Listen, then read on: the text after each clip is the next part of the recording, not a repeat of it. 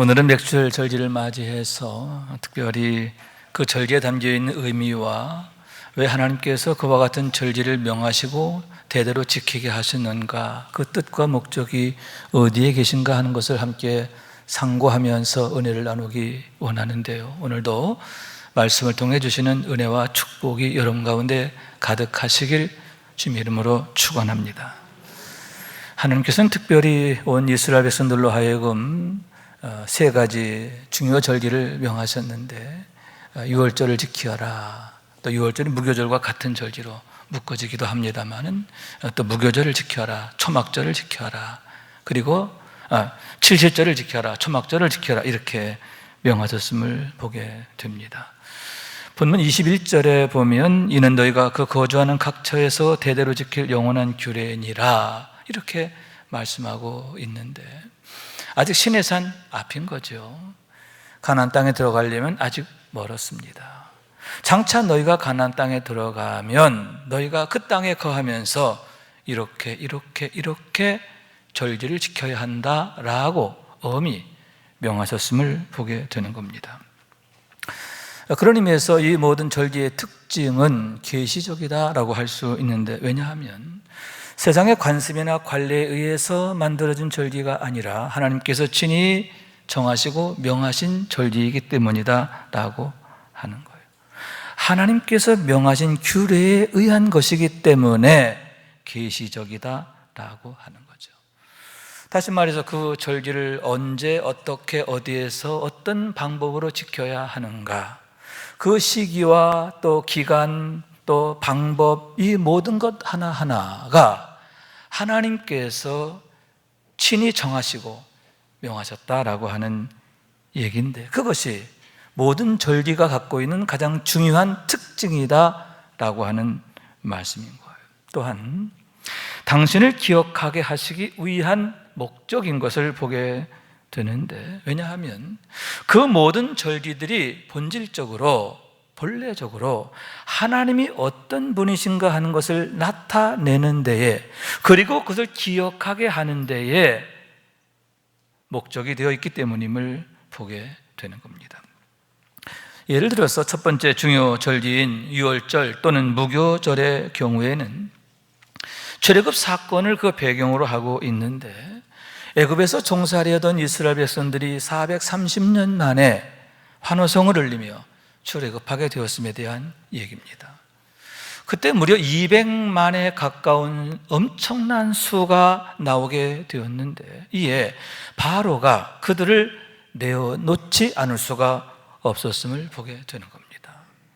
거기에 더하여서 그들은 나가면서 이스라엘 백성들에게 은금과 폐물을 요구하고 의복을 요구하게 되었는데, 그들이 내어주게 되었다라고 성경은 말하고 있는 거죠. 출애굽기 12장 35절 36절 말씀인데요, 이스라엘 자손이 모세의 말대로 하여 애굽 사람에게 은금 폐물과 의복을 구하매 여호와께서 애굽 사람들에게 이스라엘 백성들에게 은혜 입히게 하사 그들이 구하는 대로 주게 하심으로 그들이 애굽 사람의 물품을 취하였더라. 아멘. 그들이 나올 때 맨몸으로 나온 게 아니라 온갖 은금을 가지고 나오게 되었는데, 그들이 애굽 사람들에게 당당히 요구했고, 또 그랬을 때 하나님이 내어주게 하심으로 이런 놀라운 일이 있게 되었음을 보게 되는 거죠. 왜냐하면 당시 애굽 사람들의 마음이 두려움에 빠져 있었기 때문이죠. 모세를 두려워하고 또 이스라엘 백성을 두려워하게 되었는데, 그보다 더 하나님을 두려워하게 되었기 때문이죠. 10가지 재앙으로 인하여 마치 그들의 마음이 촛농같이 녹아지게 되었기 때문임을 보게 되는 겁니다. 그런 의미에서 그와 같은 출애굽의 놀라운 사건은 하나님이 과연 어떤 분이신가 하는 것을 온 천하에 드러내시는 계시적 사건인데, 언약을 기억하시고 이루시는 하나님이신 줄로 믿습니다. 영원부터 영원까지 하나님이신 줄로 믿습니다. 10가지 재앙으로 바로를 굴복케 하시고 홍해를 마른 땅같이 건너게 하시고, 아멘, 광야에 새 길을 내시는 하나님이시다 라고 하는 것을 보여주는데 믿으시기 바랍니다. 그런데 여러분, 그 하나님은 그때만의 하나님이 아니시죠. 지금도 여전히 살아계시는 하나님, 우리의 하나님 되시는 것을 믿으시기 바랍니다. 우리를 지으셨습니다. 지금도 우리 가운데에서 일하시는 줄로 믿습니다. 믿는 자의 하나님 되시기를 기뻐하시는 줄로 믿습니다. 그 하나님을 나의 하나님으로 만나게 되길 원하고, 그로 인하여 날마다 최고의 은혜, 최고의 축복, 최고의 영광의 주인공이 되는 우리 모두가 될 수 있기를 주님의 이름으로 축원합니다. 그런 의미에서 오늘 우리가 함께 상고하고자 하는 맥추절 역시 같은 의미와 목적을 갖고 있는데, 왜 그와 같은 절기를 정하시고 대대로 지키게 하셨느냐? 다시 말해서 하나님이 어떤 분이신가 하는 것을 기억하게 하시기 위함이라 하는 얘기인데, 그것이 최고의 축복이 되기 때문이다 라고 하는 말씀인 거예요. 본래 맥추절은 77절이라 하는 이름으로 불려졌는데, 왜냐하면 초실절 때로부터 7주간이 지난 후에 지키게 되는 절기이기 때문입니다. 여기서 초실절이라고 하는 것은 무교절 둘째 날에 드려지는 의례인데, 안식 후 첫날이다 이렇게 말할 수 있고, 그날은 또 예수님께서 부활하신 날이심을 보게 되는 겁니다. 그날이 되면 모든 이스라엘 백성들은 그 해의 첫 번째 수확물을 한 곡식단을 한 단 묶어서 제사장 앞에 가지고 오는 겁니다. 그러면 제사장은 여호와 앞에 그것을 요제로 바치게 되는데, 요제란 뭐냐? 높이 들어서 앞뒤로 흔들어서 바치는 것을 말하는 거죠. 하나님, 금년의 첫 열매입니다. 하나님 받으시옵소서. 하나님께 첫 열매를 드리는 의례, 그게 바로 초실절이라고 하는데, 그렇게 첫 열매를 드린 후 그때부터 7주간 동안 수확을 하게 되는데, 보리와 밀의 수확을 하고 7주간이 끝날 그 다음 날, 안식일 다음 날인데, 그날을 하루 동안 맥추절로, 맥추 감사절로 지키게 하셨음에 대한 얘기임을 보게 되는데, 장차 너희가 가나안 땅에 들어가면 매년 이와 같은 것을 대대로 지켜야 한다, 엄히 명하셨다라고 하는 말씀인 것입니다. 우선 여러분, 하나님께서 그 땅을 그들에게 주셨기 때문임을 믿으시기 바랍니다. 어떻게 그들이 그 가나안 땅에 들어가게 되고 그 땅에서 거주하게 되었는가? 그 땅에 그 엄청난 그 수확물들을 그들이 거두게 되었는가? 하나님께서 주셨다는 거죠. 그 땅을 주셨고 그 모든 곡식들을, 열매들을 주셨기 때문이라고 하는 얘기죠. 다시 말해서 여러분, 그들에게는 그것을 얻을 만한 자격이나 공로나 능력이 전혀 없었어요. 오히려 여러분, 광야에서의 그들의 모습은 무엇입니까? 어떻게 하면 하나님을 원망하고 하나님께 불평하고 또 주의 사자에게 대적하고, 그것이 그들의 모습이 아니었습니까? 그런 의미에서 본다면 그럼에도 불구하고의 은혜지요. 그럼에도 그들을 하나님께서 긍휼히 여기심인데, 여러분, 원망으로 인하여 불평으로 인하여 광야에서 망한 자들도 있지만, 여러분, 믿음으로 하나님 앞에 선 자들은 하나님의 언약의 주인공 된 줄로 믿습니다. 하나님이 택하신 자들은 단 한 명의 열애도 없이 가나안 땅에 들어가게 되었는데, 하나님의 긍휼하심이며 참으심이며 선하심인 것을 믿으시기 바랍니다. 여러분, 우리들 역시도 마찬가지인데요, 어떻게 우리가 이 땅에 존재하게 되었으며 지금의 우리가 있게 되는 겁니까? 지금의 우리의 가정은 무엇이고 우리의 일터는 과연 어떤 의미인 겁니까? 전적으로 하나님의 은혜이며 그럼에도 불구하고의 은혜인 줄로 믿습니다. 하나님께서 주신 은혜다라고 하는 거죠. 날마다 그걸 기억하고 감사하는 자가 되기를 원합니다. 또한 여러분, 때를 따라 모든 필요를 채워주시는 하나님의 돌보심이다, 다시 말해서 돌보심의 은혜다라고 할 수 있는데, 하나님께서 그들을 구체적으로 돌보시고 지켜주심으로 인해서 그처럼 최고의 축복을 누리게 되었기 때문이라 하는데, 하나님께서 그들의 필요를 먼저 아시고 공급하셨기 때문이다 라고 하는 말씀이에요. 가나안 땅은 지형적으로 인해 1년이 우기와 건기로 분명히 나뉘어지게 됨을 보게 됩니다. 그래서 10월부터 4월까지가 우기가 되고 또 5월부터 9월까지는 건기가 되는 겁니다. 바람의 방향에 따라서 건기가 되고 우기가 됨을 보게 되는데, 우선 10월이 되면 서풍이 불어와요. 지중해 쪽에서부터 아주 습한 바람이 불어오게 되는데, 그러면서 가나안 땅에 비가 내리게 되는 거죠. 자, 우기가 시작되면서 처음 내리는 비를 이른 비라고 하고요, 겨울이 되면 가장 많은 비가 내리게 되는데 그걸 겨울비라고 하고, 이제 우기가 끝날 즈음에 내리는 비를 늦은 비 이렇게 말하는데, 이른 비가 내릴 때 땅에 곡식을 씨를 뿌리고 겨울비에 자라게 되는 거예요. 그러면 이제 늦은 비가 내릴 즈음에 이제 수확을 시작하게 되는데, 그때 초실절을 지키게 되고 또 7주간의 수확이 이루어지게 됨을 보게 되는 거죠. 그러면 여러분, 어떻게 그런 풍성한 수확을 거두게 되는가? 하나님께서 때를 따라 비를 내려주시고, 이럴 땐 아멘 하는 거죠. 햇빛 주시고 악한 것들을, 병충해를 막아주시고, 여러분, 그들의 형편과 필요를 아시고 하나님께서 적절하게 모든 필요에 맞게 공급해 주셨기 때문이다, 지켜주셨기 때문이다 라고 하는 거죠. 만약인데요, 여러분, 하나님께서 그런 공급을 금하시면 어떻게 되는 거죠? 만약 하나님께서 하늘을 닫으시면 어떻게 되는가 하는데, 정말 큰 문제가 아닌가, 그렇게 생각하게 되는 겁니다. 실제 그런 일이 있었음을 보게 되는데, 아합 왕 때의 얘기인 겁니다. 아합 왕의 죄로 인하여 3년 6개월 동안 비가 내리지 않게 되었는데, 이에 대해서 야고보는 엘리야는 우리와 성정이 같은 사람이로되 그가 비가 오지 않기를 간절히 기도한즉 3년 6개월 동안 땅에 비가 오지 아니하고, 이렇게 말하고 있습니다.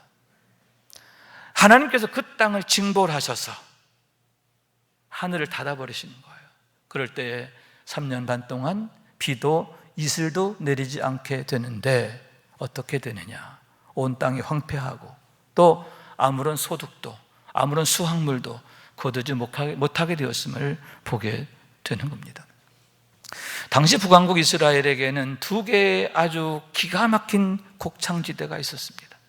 하나는 갈멜산으로부터 시작해서 남쪽으로 쭉 뻗어 내려오는, 지중해 변으로 쭉 뻗어 내려오는 샤론 평야인데 최고의 곡창지대였어요. 또 하나는 역시 갈멜산 쪽에서 시작됐는데, 거기서부터 내륙으로 동남쪽으로 흘러내려서 긴 평야지대를 이루게 되는데, 거기가 어디냐? 이스라엘 평야인 거예요. 이 젖과 꿀이 흐르는 땅이 어디냐? 바로 거기예요. 샤론 평야, 이스라엘 평야라고 하는 거죠. 기가 막힌 곡창지대입니다. 그러나 여러분, 하늘이 닫히니까, 비도 이슬도 내리지 않으니까 그 기가 막힌 곡창지대가 뭐가 되느냐? 황무지가 되었다라고 하는 얘기인 거예요. 그것이 바로 하나님이 하늘을 닫으시면 나타나게 되는 결과임을 보게 되는 겁니다. 그래서 시편 127편에서 솔로몬은 이렇게 고백하는 겁니다. 여호와께서 집을 세우지 아니하시면 세우는 자의 수고가 헛되며 여호와께서 성을 지키지 아니하시면 파수꾼의 깨어 있음이 헛되도다. 너희가 일찍 일어나고 늦게 누우며 수고의 떡을 먹음이 헛되도다. 그러므로 여호와께서 그의 사랑하시는 자에게는 잠을 주시는도다. 아멘. 하나님의 은혜가 끊어지면 어떻게 되느냐?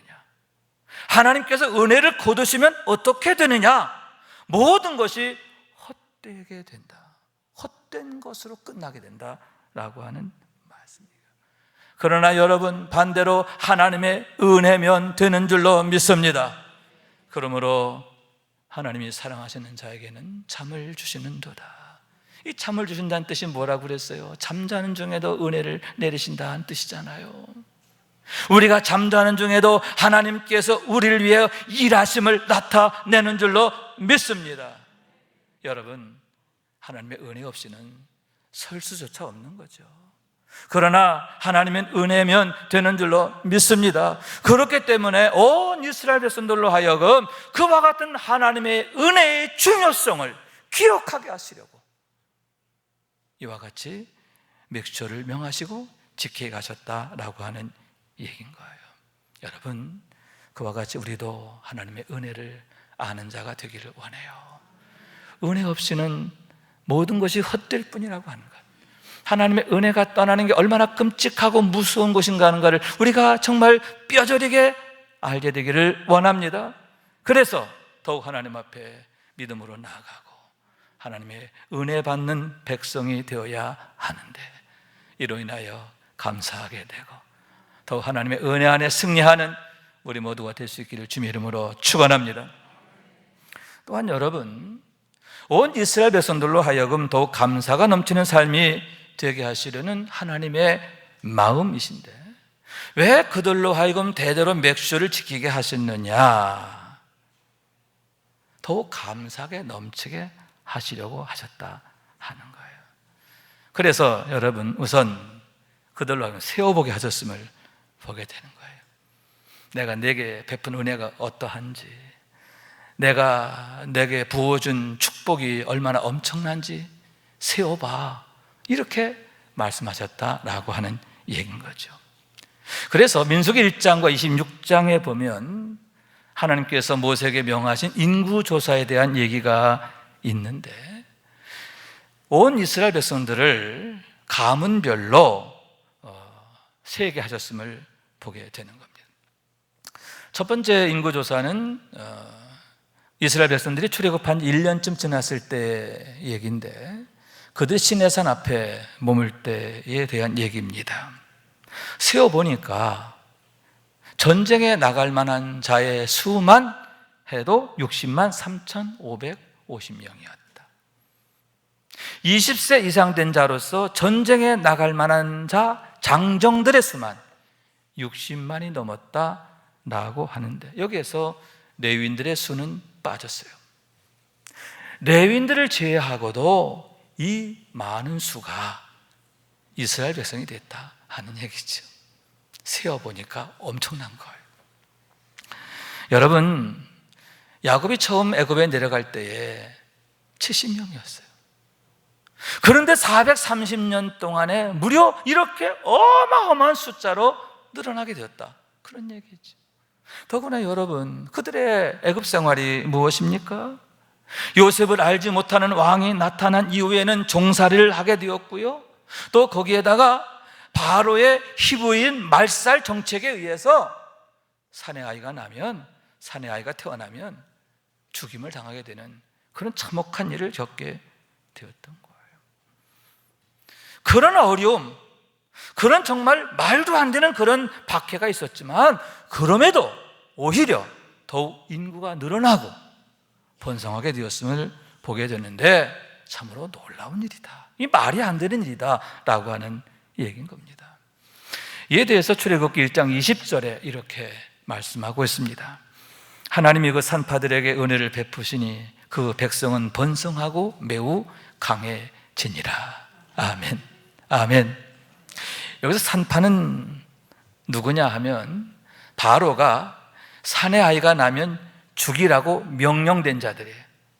그러니까 바로를 대신해서 히브리인 산의 아이들을 죽일 임무를 맡은 자들이다, 그런 얘기예요. 그런데 여러분, 하나님께서 그러한 자들에게 은혜를 베푸심으로 어떻게 돼요? 오히려 그들로 인하여 더욱 강해지게 되고 더욱 번성하게 됐다, 그런 얘기죠. 하나님이 하시는 일은 이렇게 놀라워요. 대반전을 이루시고 대역전을 이루시는 것을 믿으시기 바랍니다. 어떻게 60만이라고 하는 장정만 60만이 되는 그 엄청난 수의 백성들이 세워지게 되었는가? 하나님의 그와 같은 은혜의 결과라고 하는데 하나님이 지켜주시고 도와주셨기 때문임을 믿으시기 바랍니다. 두 번째 인구조사는 모압 평지에서의 얘기인데 광야 여정을 거의 마치게 되었을 때의 상황입니다. 이번엔 모세와 제사장 엘르아살에게 명하신데 아론이 죽고 그의 아들 엘르아살이 대제사장직을 이은 이후임을 보게 되는데 연병 후에 이렇게 말씀하고 있습니다. 여기서 연병이라고 하는 것은 전염병을 말하고 바알볼 사건 이후를 말하는데 모압 평지에서 바알불이라고 하는 우상 숭배에 빠짐으로 해서 무려 2만 4천 명이 일시에 죽임을 당하게 되는 아주 참혹한 사건이에요. 그렇게 엄청나게 죽었어요. 2만 4천 명이 엄청난 거 아니죠? 엄청났잖아요. 그런데 그럼에도 불구하고 세어보니까 어떻게 돼요? 40년 전과 별로 다르지 않았다는 거죠. 정확하게 말해서 60만 1,730명인데 전에 비해서 40년 전에 비해서 1,820명이 줄었다라고 하는 거죠. 그러나 여러분, 그들이 걸어온 광야는 무엇입니까? 정말 험난하고 참혹한 그런 상황의 연속이 아닙니까? 목마름과 추위와 또 전갈과 도적이 들끓는 땅인데 사람의 생존 자체가 버거운 그런 곳이지요. 너무나 험악한 곳이에요. 그런데다가 여러분, 다시 말씀드리지만 하나님을 원망하다가 불평하다가 또 모세를 대적하다가 얼마나 많은 사람이 죽었습니까? 죽은 자들의 수가 수만을 헤아리는 겁니다. 그런데 그럼에도 불구하고 40년 지난 후에 세어보니까 역시 장정만으로도 60만이 넘었다 하는데 너무나 놀라운 결과임을 보게 되는 거예요. 그래서 하나님께서는 세어보라 이렇게 명하셨는데 여러분, 그래야 보이기 때문인 줄로 믿습니다. 그냥 세어보지 않았을 때는 안 보여요. 세어보니까 보이는 거예요. 뭐가 보여? 하나님이 보인단 말이에요. 하나님이 어떤 분이신가 하는 것을 보게 되는 거예요. 하나님의 은혜가 보이고 그 크신 사랑이 보이고 어미하신 능력이 보이게 되는데, 왜냐하면 그런 은혜가 아니면, 그 크신 사랑이 아니면, 그런 능력이 아니면 도저히 되어질 수 없는 결과이기 때문이다 라고 하는 거죠. 그러므로 여러분, 하나님께서 맥주를 통해서 세워보게 하셨음을 보게 되는데 우리들 역시 꼼꼼히 세워보아야 할 줄로 믿습니다. 하나님께서 우리 가운데 행하신 일들이 어떤 것인가 세워보기를 원하는데 그로 인하여 감사하게 되고 하나님을 찬양하게 되기를 원합니다. 하나님을 자랑하게 되기를 원합니다. 더욱 축복의 주인공, 믿음의 주인공으로 우뚝 서는 우리 모두가 될 수 있기를 주님의 이름으로 축원합니다. 또한 여러분, 그들로 하여금 감사의 말을 하게 하시기 위함인데, 왜냐하면 그게 그들에게 복이 되기 때문이다 라고 하는 거예요. 하나님께서 일찍이 모세에게 주신 말씀인데요, 내 삶을 두고 맹세하노니 너의 말이 내 귀에 들린 대로 내가 너희에게 행하리라, 이렇게 말씀하셨음을 보게 되는 겁니다. 그렇기 때문에 우리가 하나님 앞에서 어떤 말을 하느냐가 참으로 중요한데, 여러분, 믿음의 말을 해야지 믿음 없는 말을 해서는 안 되는 거예요. 원망의 말을 하게 되었을 때 어떻게 되느냐, 이 악한 회중에게 내가 어느 때까지 참으랴, 이스라엘 자손이 나를 향하여 원망하는 바 그 원망하는 말을 내가 들었노라, 이렇게 말씀하시며 29절에 너의 시체가 이 광야에 엎드려질 것이다, 이렇게 말씀하고 계시는 거예요. 여러분, 애굽에서 나온 자 중 20세 이상 된 자로서 정말 어마어마한 수가, 거의 60만 명의 이상의 사람이 광야에서 죽잖아요. 여호수아와 갈렙을 제외한 모든 사람이 다 죽잖아요. 왜 그래요? 광야가 험악해서가 아니란 말이에요. 광야에서 먹을 게 없고 또 전갈에 물리고 이게 아니란 말이에요. 원망하다가 불평하다가 주의 사절을 대적하다가 망하게 되잖아요. 하나님 앞에서 원망의 말, 불평의 말, 대적의 말을 하다가 망한 거예요. 반면에 여러분, 여호수아와 갈렙은 믿음의 말을 하고, 아멘, 믿음의 말, 똑같은 상황에서도 정반대로 믿음의 말을 하잖아요. 그랬을 때 여러분 어떻게 됩니까? 그 땅을 정탐하러 갔던 사람들 중에 오직 눈의 아들 여호수아와 여분네의 아들 갈렙은 생존하니라. 아멘. 따로 생존하니라. 이 광야에서 엎드러지는 자가 있고 생존하는 자가 있잖아요. 그래서 단 두 사람, 애굽에서 나온 자 중 20세 이상 된 자들 중에서 단 두 사람, 여호수아와 갈렙만이 가나안 땅에 들어가게 되는데, 가나안 땅에 들어간 게 끝이 아니에요. 그 땅에서 땅을 분깃으로 받게 되는데, 여러분, 가장 중요한 땅을, 가장 중요한 지역을 유업으로 물려받게 되는 거죠. 여호수아의 경우에는 세겜 땅 인근을 받아요. 세겜 땅이 어떤 곳이죠? 아브라함이 가나안 땅에 들어와서 가장 먼저 제단을 쌓았던 곳이 바로 거기에요. 여호와의 이름을 불렀더라. 할렐루야. 아주 영적으로 매우 중요한 그런 지역이에요. 갈렙에게는 헤브론이 주어지는데, 헤브론 어떤 곳이냐? 아브라함이 머물러 살던 곳이고 그의 무덤이 거기에 있는 거예요. 이스라엘의 영적 뿌리가 되는 곳, 그게 바로 세겜과 특히 헤브론임을 보게 되는데, 바로 그 땅이 믿음의 사람 여호수아와 갈렙에게 주어짐을 보게 되는 거죠. 다시 말해서 그들이 말한 대로 행하시는 하나님이심을 보게 되는데, 왜 우리가 믿음의 말을 해야 하는가? 왜 우리가 감사하는 말을 하고 덕을 세우는 말을 해야 하는가? 왜 우리의 입술이 구별되어져야 하고 거듭나야 하는가? 그 이유가 바로 거기 있음을 보게 되는데, 무엇보다 하나님이 들으시기 때문에, 하나님께서 내 귀에 들린 대로 내가 행하리라 엄히 말씀하셨기 때문임을 보게 되는 겁니다. 그래서 하나님께서는 이스라엘 백성들로 하여금 오직 감사의 말을 하게 하시려고, 믿음으로 감사하게 하시려고, 감사도 더욱 넘치는 감사를 하게 하시려고 맥주절 절기를 명하시고, 또 그 절기를 지키는 규례에 대해서도 말씀하셨는데, 두 가지의 중요한 특징이 있음을 보게 되는 거죠. 하나는 제사의 종류가 엄청 많다는 거예요. 단 하루 동안 지키는 절기거든요. 그런데 속건제를 제외한 모든 제사가 그날 하루에 다 드려져야 돼요. 번제, 소제, 전제, 속죄제, 화목제, 이 모든 제사를 그날 하루에 다 드리게 했는데, 여러분 무엇입니까? 예배드리고 돌아서서 또 예배드리고 돌아서서 또 예배드리고 돌아서서 또 예배드리고, 예배 방법도 번제가 있고 소제가 있고 전제가 있고, 그리고 또 제사의 목적도 화목제가 있고 속죄제가 있고, 이런 마음으로 드리고 이런 방법으로 드리고 이런 형편으로 드리고, 할렐루야. 뭐예요?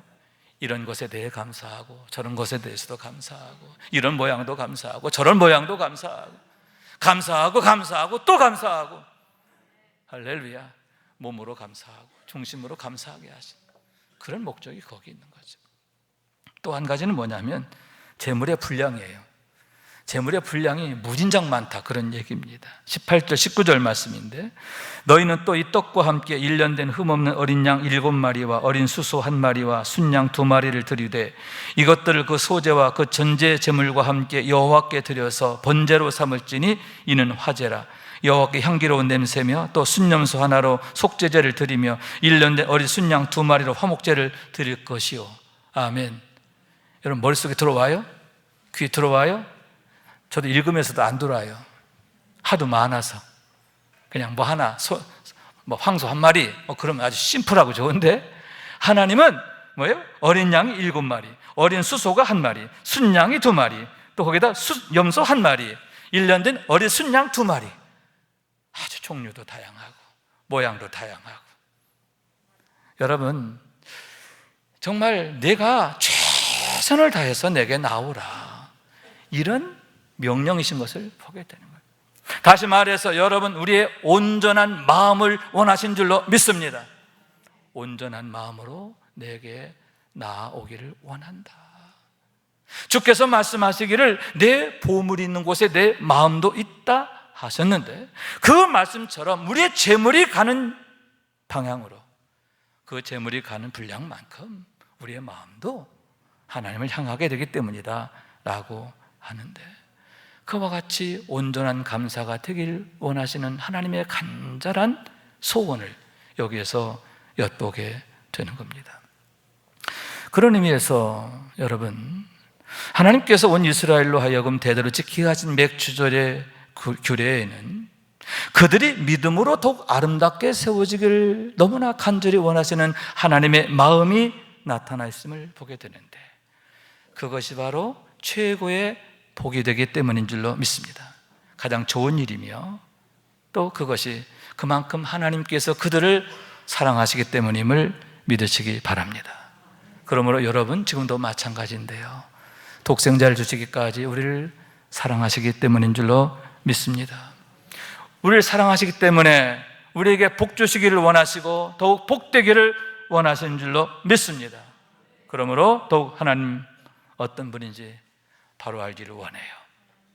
하나님이 어떤 분인지를 알고 하나님의 은혜를 알기 원합니다. 꼼꼼히 세워보면서 더욱 감사하는 말을 하게 되기를 원합니다. 때문에 감사하기도 하지만 그럼에도 불구하고 믿음으로 감사하는 자가 되기를 원하는데, 우리의 믿음을 통해 역사하시는 하나님의 놀라운 역사의 현장이 늘 우리의 삶이 되기를 간절히 원하는 겁니다. 오직 하나님만이 나의 전부이심을 고백하는 삶으로 인해서 날마다 우리의 전부가 되어주신 하나님을 날마다 경험하는 그런 은혜가 있기를 원하는 거예요. 그로 인해서 늘 하나님의 기쁨 안에, 사랑 안에, 자랑 안에, 영광 안에 거하는 우리 모두가 될 수 있기를 주님의 이름으로 축원합니다. 축원합니다. 말씀 생각하면서 기도한 마음으로 찬양합니다. 여호와 나의 목자입니다. 여호와 나의 목자, 내게 부족 없네. 푸르른 초장 위로 나의 몸 누이시네. 선한 목자, 오 나의 목자여, 생수가 넘치는 곳 날 인도하시네. 내 영혼 소생하며 자기 이름 위해 의의 길 인도하니 골짜기 두려움 없네. 선한 목자, 오 나의 목자여, 생수가 넘치는 곳 날 인도하시네. 주님의 지팡이가 아니하네 나를. 주께서 원수 앞에 상으로 베푸시네. 선한 목자, 오 나의 목자여, 생수가 넘치는 곳 날 인도하시네. 기름을 머리 위에 바르시는 주님, 평생의 선하심과 인자함 따르리니 선한 목자 오 나의 목자여, 여호와 계시는 곳 영원히 살리라. 아멘. 여호와 계시는 곳 영원히 거하리, 나 영원히 살리라. 할렐루야.